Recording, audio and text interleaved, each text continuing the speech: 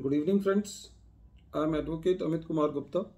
अपने income tax के cases की सीरीज़ में आज जो मैं केस आप लोगों के सामने डिस्कस करूंगा वो प्रोसिक्यूशन प्रोसीडिंग्स को लेकर के है। केस का नाम है commissioner of income tax versus Bhupen Champaklal Dalal and another. ये मैटर 27 फरवरी 2001 को डिसाइड हुआ था। पुराना केस है और मैटर 248 ITR पेज नंबर 830 पे रिपोर्ट हुआ। फ्रेंड्स, इस केस के फैक्ट्स इस तरीके से हैं। एसएससी की कुछ एडिशंस हुई। एडिशंस के अगेंस्ट एसएससी अपील में गया। कुछ अपील्स ट्रिब्यूनल में पेंडिंग थी, कुछ हाई कोर्ट में पेंडिंग थी।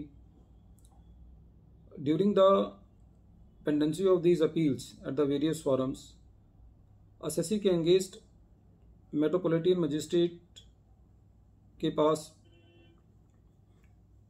प्रोसिक्यूशन प्रोसीडिंग्स जो हैं वो लॉन्च कर दी गई।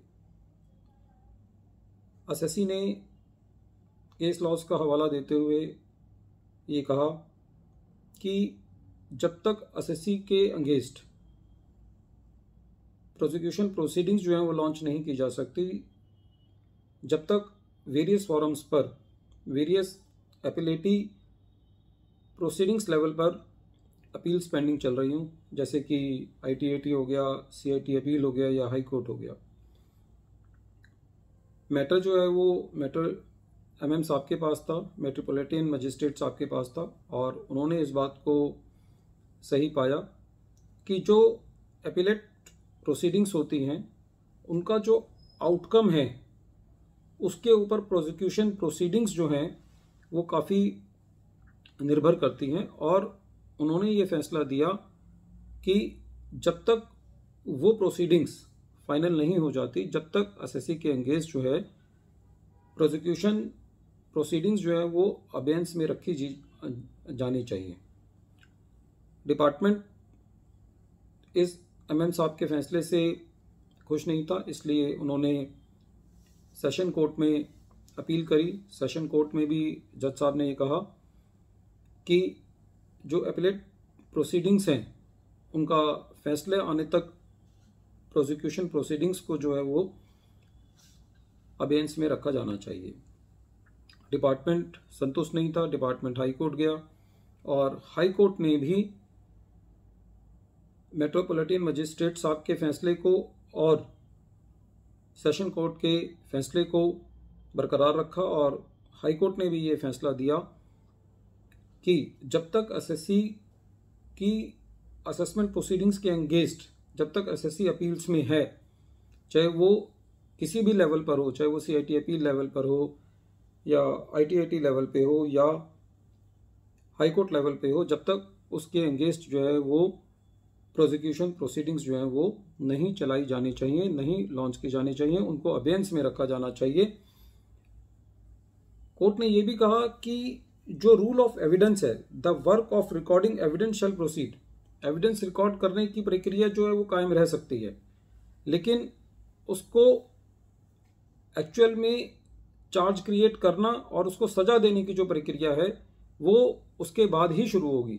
जो रिकॉर्डिंग एविडेंस है वो प्रोसीड, आप एविडेंस कलेक्ट कर सकते हो, लेकिन आप चार्ज फ्रेम नहीं करोगे और उसको सजा मुकर्रर नहीं करोगे जब तक कि जो अपीलेटिव प्रोसीडिंग्स हैं, चाहे वो ITAT की हो या हाई कोर्ट की जुडिशियल प्रोसीडिंग्स हो, जब तक वहां से फैसला नहीं आ जाता। असल डिपार्टमेंट अभी भी संतुष्ट नहीं था और इस फैसले के अंगेज जो है वो सुप्रीम कोर्ट में गया, और सुप्रीम कोर्ट ने भी एसएससी के फेवर में जजमेंट दिया, हाई कोर्ट के ऑर्डर को बरकरार रखा, और निष्कर्ष यही निकला कि जो प्रोसिक्यूशन प्रोसीडिंग्स हैं वो अबेंस में रखी जानी चाहिए जब तक कि ITAT या हाई कोर्ट का फैसला नहीं आ जाता और एसएससी की जो है वो डिमांड वहाँ से भी कंफर्म नहीं हो जाती।